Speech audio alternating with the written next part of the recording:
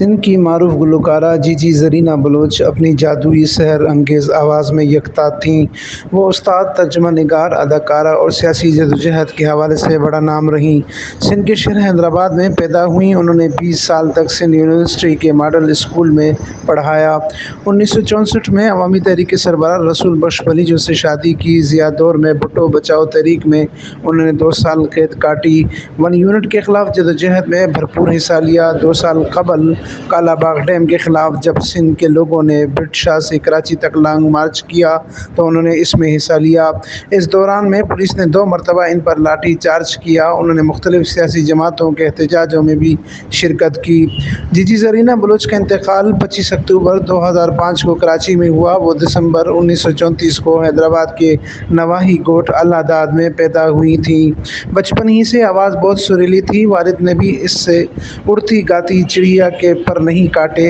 زرینہ گانے کے مقابلوں میں حصہ لیتی آگے بڑھتی ریڈیو پاکستان تک جا پہنچی۔ استاد جمن نے ہونہار زرینہ کو اپنے ہی شاگردگی میں لے لیا۔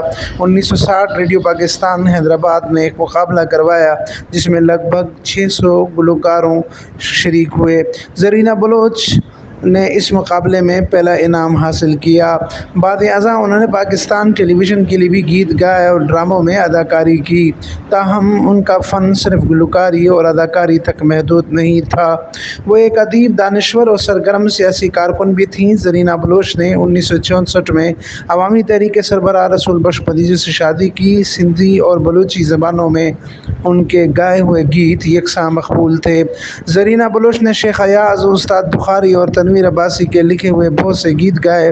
بلوچی شاعر گل خان نصیر کی شاعری اور علاوہ فیض احمد فیض اور احمد فراز کی اردو شاعری بھی گائی۔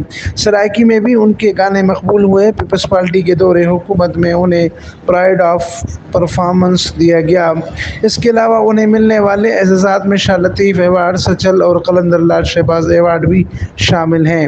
زرینہ بلوچ نے قومی گیت گا کر سندھ کی قومی تحریکوں میں جوش پیدا کیا۔ یہی وجہ ہے کہ سندھ کے سیاسی اور ادبی حلقوں میں انہیں جی جی کے نام سے جانا جاتا ہے۔ آج بھی ان کے گائے ہوئے گیت سننے والوں کے کانوں میں رس گھولتے ہیں اور ان کی آواز سننے والوں پر سحر طاری کر دیتی ہے۔ انہیں سب جی جی کہہ کر پکارتے تھے۔ جی جی سندھی زبان میں دادی ماں یا نانی ماں کو بھی احتراماً کہا جاتا ہے، مگر ان پر یہ نام ان کے لکھے ہوئے افسانے جی جی کی وجہ سے پڑا۔ جی جی افسانہ حالات کی ماری ایک لاچار اور بے بس دیہاتی عورت پر مبنی ہے۔ یہ افسانہ انہوں نے 60 کی دہائی میں لکھا تھا، جسے سندھی ادب کے بہترین افسانوں میں شمار کیا جاتا ہے۔ جی جی زرینہ کے بغیر سندھ ایسے ہے جیسے خانم گوگوش کے بنا ایران، جیسے لتا منگیشکر کے بنا ہندوستان، یا پھر جیسے جان لینن کے بنا انگلستان۔ وہ فلسطینی نوجوان تھے جنہوں نے انہیں ام کلثوم کا لقب دیا تھا۔ اس کے بعد ان کے تعارف ام کلثوم بھی بن گیا۔ مگر ہمارے ملک کی کون کون سی ایسی قومیں ہیں جس کے لیے انہوں نے گیت نہیں گائے ہوں؟ ان کے گیت سب کے لیے تھے۔ جس طرح موسیقی کی کوئی سرحد نہیں ہوتی، اسی طرح گیت بھی دنیا میں بسنے والے سب لوگوں کے ہوتے ہیں۔ ان کی آواز بھی سب کے لیے بہتر تھی۔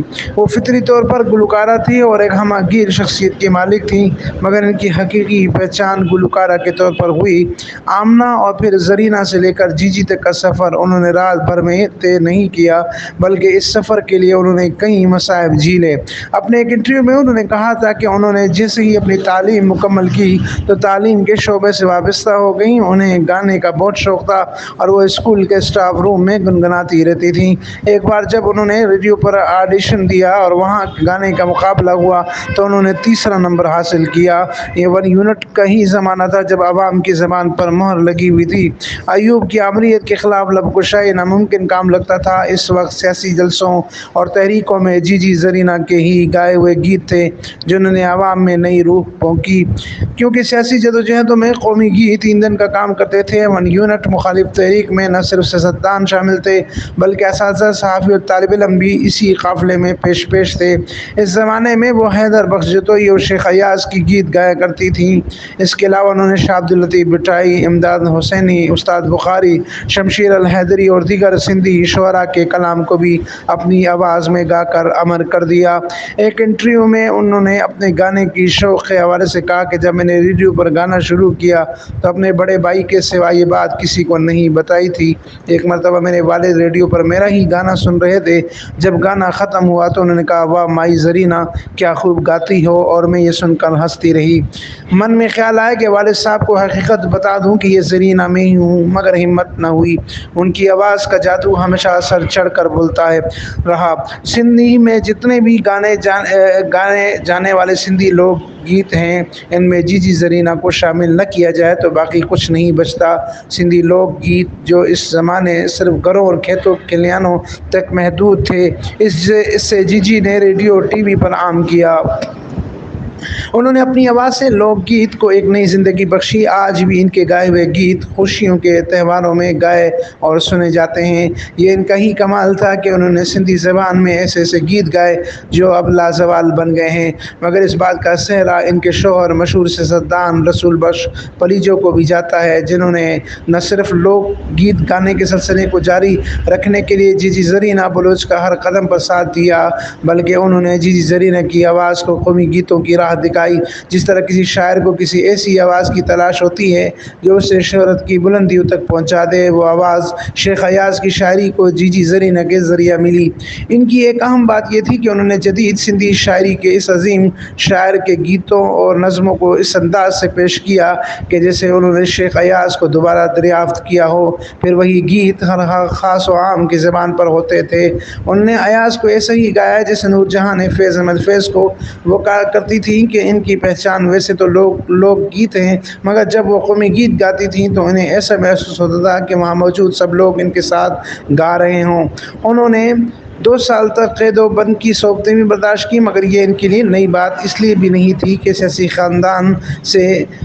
خاندان سے وابستگی ہونے کی وجہ سے یہ سلسلہ کافی وقت سے جاری تھا۔ آپا قمر واحد اور نیلوفر جویو ماہر تعلیم و دانشور محمد ابراہیم جویو کی صاحبزادی ان کے قریبی دوستوں میں تھیں، جن کے ساتھ انہوں نے کافی اچھا وقت گزارا۔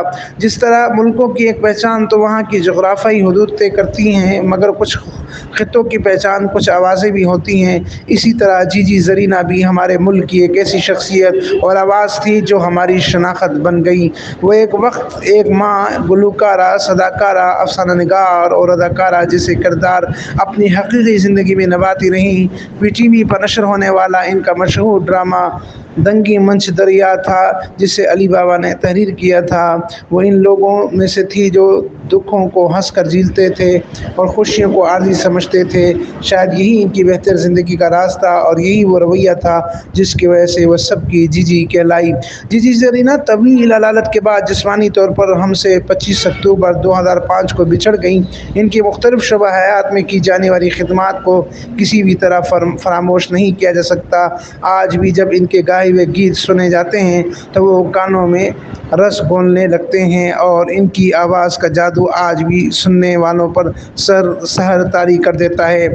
آج عوامی تحریک کے سربراہ رسول بخش پلیجو کی شریک حیات اور سندھیانی تحریک کی مرکزی رہنما معروف گلوکارہ جی جی زرینہ کی 16ویں برسی منائی جا رہی ہے۔ عوامی تحریک و سندھیانی تحریک کی جانب سے منائی گئی قاسم آباد کے اندر ایک تقریب منعقد ہوئی، جہاں کارکنان و قیادت، جن میں مرکزی جنرل سیکرٹری نور احمد کاتیار، گل حسن کیرانو، سندھیانی تحریک کی مرکزی رہنما عمرہ سمو امانت کیرانو، سندھی گرلز شاگرد تحریک کی مرکزی صدر ساجدہ پرہار کی قیادت نے قاسم آباد میں جی جی زرینہ کی آخری آرام گاہ پر پھولوں کے چادر چڑھائے اور قومی گیتوں کے ساتھ مرحومہ کو سرخ سلام پیش کیا۔ Report Amin Farooqui, fire stone news network, Thatta, Sindh.